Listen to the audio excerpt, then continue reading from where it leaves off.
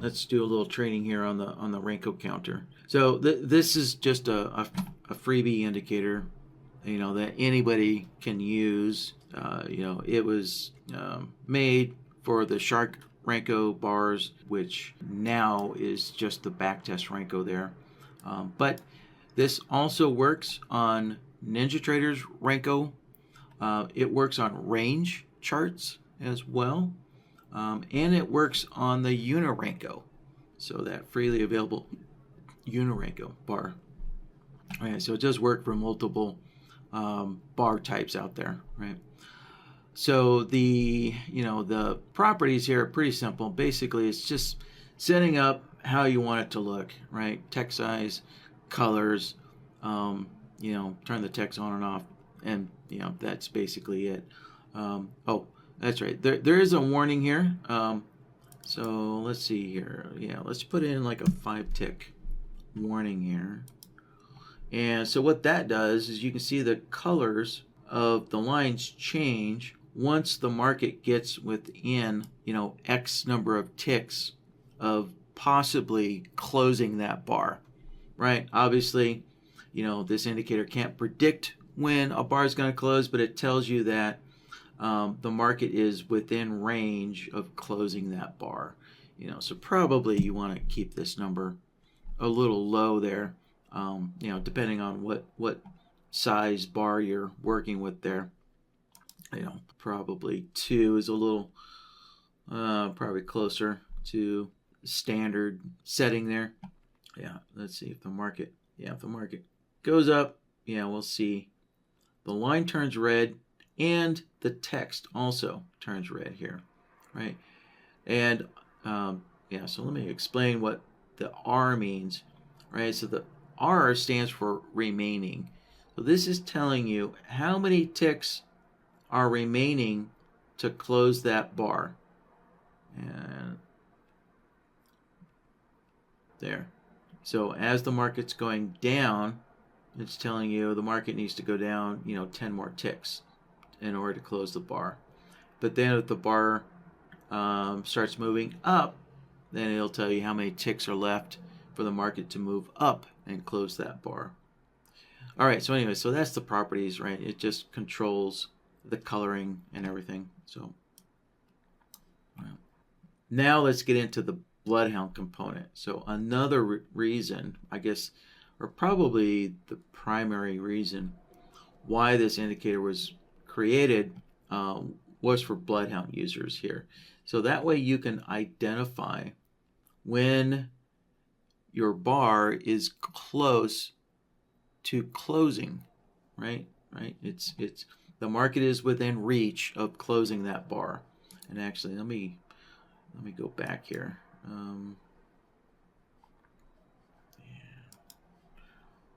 Let me set this back to 5.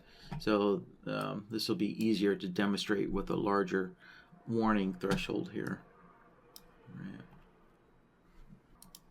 So let's open BloodHound. All right. Okay, so there's our name for this logic template here. So for using the Renko counter, I'm going to grab a threshold solver. And let's see here. All right. So this threshold solver is going to identify when the Renko counter is giving us that warning condition there, right? When it turns red there. So, all right. So for the input here, let's go and select the Renko counter. And tools. There we go. The Renko counter. And again, we need to put in the same warning threshold level. So let me put 5 ticks in, right? And so we have a bunch of different outputs here. So this one is just going to focus on the warning signal coming out of the indicator here. So let's select that one like so. And something else we have to do here right? So you have to be mindful of the calculate setting, right? NinjaTrader's calculate setting. So right now, BloodHound is only, well, yeah, let's just pull up the indicator list here. All right, let's go to BloodHound. So BloodHound is only calculating on bar close.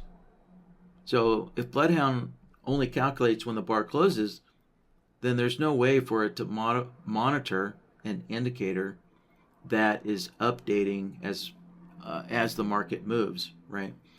So NinjaTrader is going to require that BloodHound also run with on price change or on each tick, right?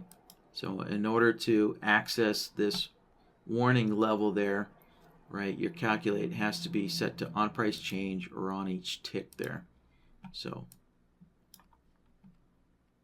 yeah, so another way is saying that is BloodHound has to match the calculate setting that your indicator is using, right?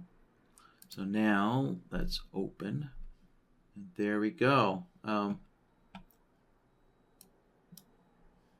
Right, so we're getting a signal here when the indicator, goes within that warning threshold there. So, but I'm also I need to go into the threshold rules here. So there's one last step. So I kind of interrupted setting up this threshold level with the calculate setting there. So the last step here is we want to look for 1. Right? We want to know when the Renko counter warning signal equals 1, which means the warning is true.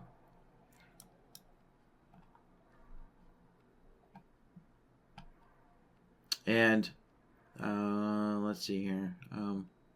Yeah, so one thing to note here, right, is all of these bars are closed, so obviously the warning for all these bars is turned on. Since all these bars, the closing price, right, is at the close of the bar, so the warning is enabled. So, but so for the bar that's building though, right, we'll get an output there. The Renko counter, yeah, once it gets within that 5 tick range of closing, right, and you get that warning, there you go.